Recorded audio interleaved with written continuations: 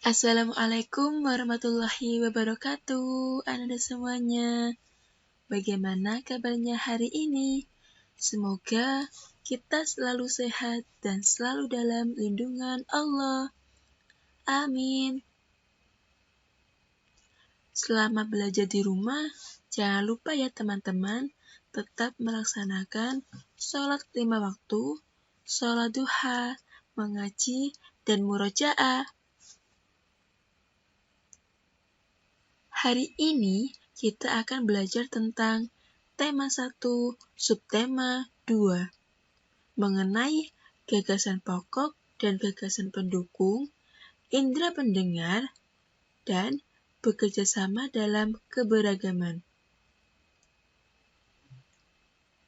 Sebelum belajar, alangkah baiknya kita berdoa dulu ya teman-teman. Berdoa dimulai.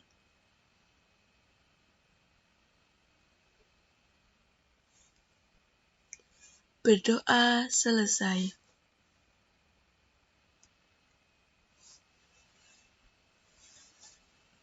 Mengingat kembali tentang gagasan pokok. Gagasan pokok adalah ide utama yang dibahas dalam suatu bacaan. Dapat berupa kalimat utama atau berupa pokok paragraf. Biasanya terletak di awal, akhir, atau awal dan akhir paragraf.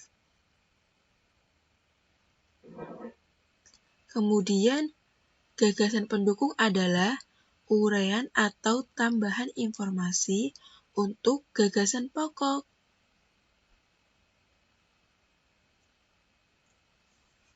Di sini Bunda mempunyai teks bacaan tentang bekerja sama dalam keberagaman. Teman-teman yang sudah punya buku bisa dilihat ya pada halaman 75. Buku tema 1, halaman 75. Dalam teks bacaan ini ada beberapa paragraf ya teman-teman. Ya betul, ada 3 paragraf, yaitu paragraf 1, paragraf 2, dan paragraf 3.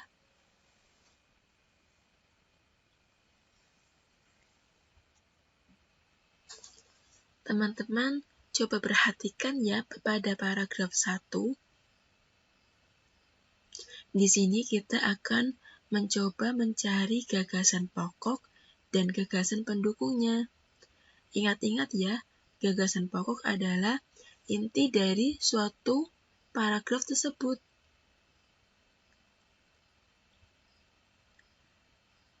Edo dan kelima temannya mendapat tugas untuk melakukan percobaan tentang bunyi. Sepulang sekolah, mereka berkumpul di rumahnya. Setiap orang sudah menyiapkan peralatan yang dibutuhkan. Lani dan Siti membawa beberapa kaleng yang sudah dilubangi. Udin dan Beni membawa benang kasur. Mereka berkumpul di halaman depan rumah. Keenam sekawan siap bekerja sama melakukan percobaan.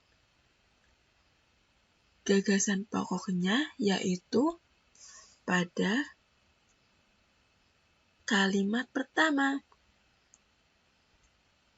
yaitu Edo dan kelima temannya mendapat tugas untuk melakukan percobaan tentang bunyi.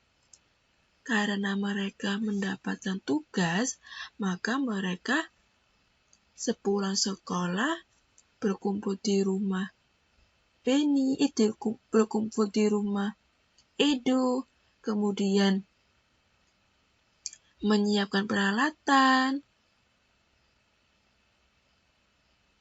dan lain-lainnya. Sehingga gagasan pokoknya itu berada di kalimat pertama dan gagasan pendukungnya berada di kalimat kedua sampai kalimat ketujuh.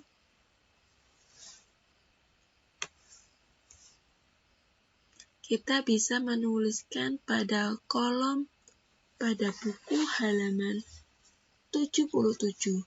Di situ kita bisa menuliskannya mengenai gagasan pokoknya, kemudian gagasan pendukungnya. Indra pendengar atau telinga. Kita wajib bersyukur kepada Tuhan Yang Maha Esa karena telah menciptakan bentuk tubuh yang paling sempurna. Salah satunya adalah kita diberi indera pendengar atau telinga. Dengan menggunakan indera ini, kita bisa mendengar berbagai suara, seperti kicauan burung, suara air mengalir, dan musik. Apa saja ya bagian dan fungsi indera pendengar? Kemudian, hal apa yang perlu kita lakukan untuk merawatnya? Mari kita pelajari lebih jauh. Bagian-bagian telinga. Telinga dibagi menjadi 3 bagian, yaitu telinga bagian luar, telinga bagian tengah, dan telinga bagian dalam. Telinga bagian luar terdiri dari daun telinga, lubang telinga, dan liang telinga. Kemudian, telinga bagian tengah terdiri dari gendang telinga, 3 tulang pendengaran, dan saluran eustasius. Kemudian, telinga bagian dalam terdiri dari 3 saluran setengah lingkaran, saraf pendengaran, dan rumah siput atau koklea. Fungsi bagian-bagian telinga. Yang pertama, daun telinga berfungsi menangkap getaran bunyi. Kemudian, lubang telinga dan liang telinga berfungsi meneruskan getaran bunyi ke telinga bagian tengah. Kemudian, gendang telinga berfungsi menerima getaran bunyi dan meneruskan ke tulang-tulang pendengaran. 3 tulang pendengaran berfungsi memperkuat getaran dan meneruskannya ke rumah siput. Saluran eustasius menghubungkan telinga bagian tengah dengan rongga mulut. Fungsinya menyeimbangkan tekanan udara agar telinga luar dengan telinga tengah. Bunda ulangi ya, fungsinya menyeimbangkan tekanan udara antara telinga luar dengan telinga tengah. 3 saluran setengah lingkaran berfungsi membantu mempertahankan keseimbangan tubuh. Kemudian, rumah siput atau koklea berfungsi menerima dan meneruskan getaran bunyi ke saraf pendengaran. Yang terakhir, saraf pendengaran berfungsi meneruskan bunyi ke otak. Bagaimana ya cara kerja telinga atau proses mendengar bunyi? Yang pertama, suara itu berasal dari luar, masuk ke telinga melalui udara. Kemudian, suara ditangkap oleh gendang telinga yang berupa selembar kulit tipis. Saat itulah, gendang telinga kita mulai bergetar. Getaran ini lalu diteruskan oleh tulang-tulang pendengar ke bagian dalam, tepatnya di ujung saraf. Oleh saraf getaran tersebut disampaikan ke otak agar diolah sehingga kita dapat mendengar bunyi atau kita dapat mendengar suara.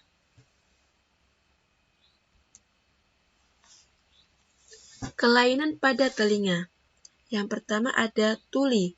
Tuli adalah ketidakmampuan telinga untuk mendengar bunyi atau suara yang disebabkan adanya kerusakan pada gendang telinga, tersumbatnya ruang telinga, atau rusaknya saraf pendengaran. Kemudian yang kedua, congep adalah penyakit telinga yang biasanya disebabkan oleh infeksi pada bagian telinga yang tersembunyi di tengah-tengah. Infeksi ini disebabkan oleh bakteri. Bagaimana ya cara memelihara kesehatan telinga? Caranya yang pertama, bersihkan telinga dengan cara yang benar secara teratur. Bisa menggunakan sapu tangan atau air hangat. Kemudian, lindungi telinga kita dari suara keras agar gendang telinga tidak rusak. Yang ketiga, jangan mengorek-ngorek telinga.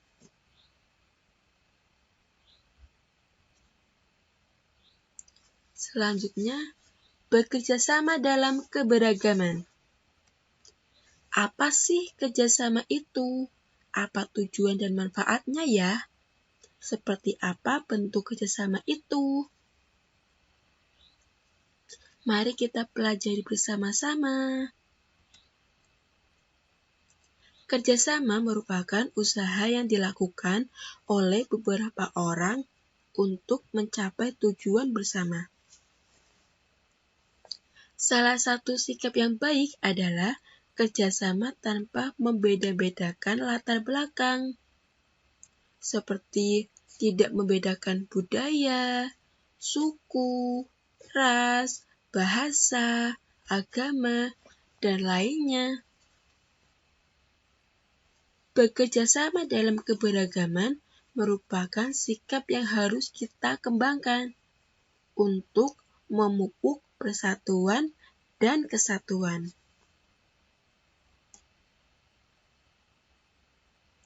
Tujuan melaksanakan kerjasama adalah untuk mencapai hasil kesepakatan bersama dengan cara menghargai dan menghormati satu sama lain. Kemudian, manfaat kerjasama adalah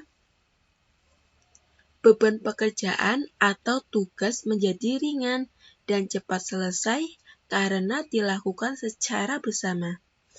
Memupuk persahabatan atau kekeluargaan dan meningkatkan semangat persatuan dan kesatuan. Bentuk kerjasama dalam keberagaman. Di sini ada bentuk kerjasama di sekolah, yaitu ada piket kelas, mengerjakan tugas-tugas kelompok, melaksanakan bersih-bersih sekolah, dan lain-lain. Kemudian di lingkungan masyarakat yang bisa kita lakukan yaitu melaksanakan ronda malam, kerja bakti membersihkan lingkungan kampung, gotong royong membuat tong sampah, bakti sosial membantu korban bencana alam, dan lain-lain. Sekian pembelajaran pada hari ini. Semoga apa yang Bunda sampaikan bisa bermanfaat bagi teman-teman semuanya. Dan apabila ada kesalahan, Bunda mohon maaf ya teman-teman. Wassalamualaikum warahmatullahi wabarakatuh.